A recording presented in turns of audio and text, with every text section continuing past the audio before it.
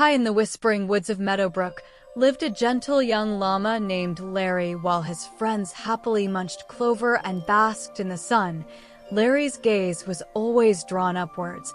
Searching the clouds, he dreamed not of soft grass, but of shimmering manes and a single, spiraled horn piercing the sky. Larry yearned to be a unicorn. He imagined the gasps of awe, the feeling of pure magic flowing through him, the way the moonlight would dance on his horn. His own soft, warm wool seemed dull in comparison to the imagined iridescence of unicorn hide.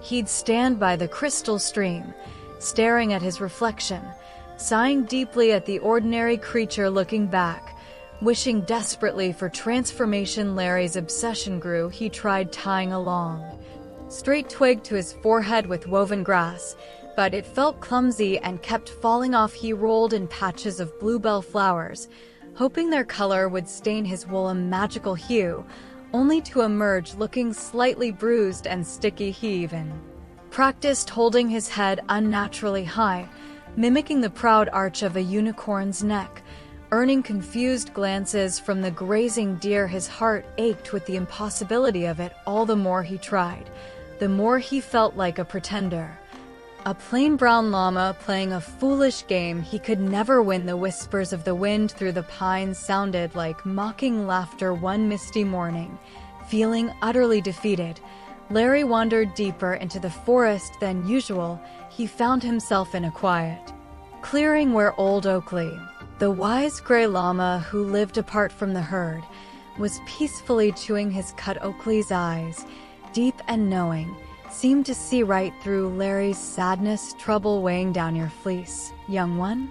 Oakley rumbled gently. Larry poured out his heart, his voice trembling with longing as he described the grace, the magic, the sheer wonder of being a unicorn. They are special, Larry whispered, truly special. And I'm just Larry. Old Oakley listened patiently, his gaze thoughtful. The unicorn, he mused softly, rare as starlight in daylight. Their magic isn't just in the horn, young Larry, or the shimmer. It's said to lie within, a light born of kindness, courage, and pure heart. A horn without that inner light is merely a pointy stick. True magic, he continued, his voice like rustling leaves, often blooms from accepting who you are, not wishing to be something else. Look for the magic already inside your own. Steady hooves. Larry trudged home, Oakley's words swirling in his mind, but the image of the gleaming unicorn horn still shone brighter than the moon in his dreams. Days later, a frantic rustling shattered the forest's calm. A tiny bunny, Pip, was trapped under a fallen branch near the rushing riverbank, the water rising dangerously as rain swelled the current. Pip's terrified squeaks pierced the air. Other animals froze,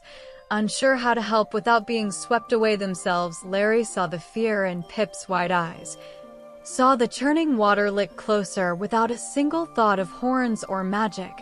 Larry acted. His strong llama legs propelled him forward through the mud using his powerful neck and sturdy shoulders. He braced himself against the slippery bank and nudged the heavy branch with surprising strength, shifting it just enough. Grab my wool, Pip, Larry urged. The trembling bunny scrambled onto Larry's back, clinging tightly as Larry carefully backed away from the surging water. Safe on higher ground, Pip nuzzled Larry's leg, whispering endless, shaky thank yous. The watching animals, the deer, the squirrels, even a watchful badger, murmured in relief and admiration. Larry felt a warmth spread through him, different from the sun's heat. It was a glow of pure purpose, of connection. He hadn't needed wings or a horn. He'd used his own sturdy legs, his strong neck, his instinct to protect. As Pip hopped off, safe and sound, Larry looked down at the clear stream reflected in the water.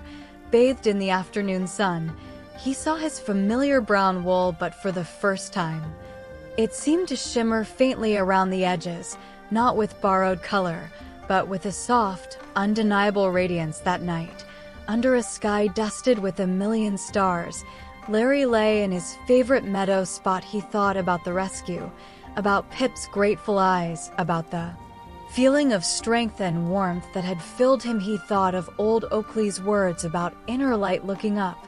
He saw a single, bright star twinkling directly above him. A profound sense of peace settled over him. Deeper than any dream, he wasn't a unicorn, he was Larry the Llama, and Larry the Llama had rescued Pip with his own unique gifts. He realized his longing hadn't been for the horn itself, but for the feeling of being special, of having magic today. He had felt it, not from changing, but from being who he truly was. The yearning in his chest eased, replaced by a quiet, confident contentment. Word of Larry's brave deed spread through Meadowbrook. Animals greeted him with new respect, a warm gleam in their eyes. Children from the nearby village, hearing the tale, started leaving little bouquets of wildflowers near his grazing spot. One little girl, her eyes wide with wonder, pointed at him and whispered, "Look, Mama, the special llama. He shines." Larry simply blinked his long lashes, a gentle rumble in his chest. He didn't need a golden horn now. When he looked at his reflection in the stream, he still saw his familiar, woolly self, but sometimes, when the sunlight hit him just right, or when he stood proudly under the moon, those who looked closely swore they saw a faint, beautiful silver shimmer dancing in his fleece, the visible echo of the brave, kind, and truly magical heart that had always been there, waiting to be seen. He was Larry, the llama whose magic was simply being himself, and that was more than enough.